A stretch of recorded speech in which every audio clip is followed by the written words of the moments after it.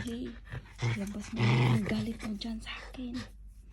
Dahil hindi kita kinaha at dinala dito sa kwarto ko kagabi. Hindi ko kasalanan yun. Ikaw ang lumayo, hindi ako. Kaya huwag mo kong sisihin. Ha? Ikaw ang lumayo, hindi ako.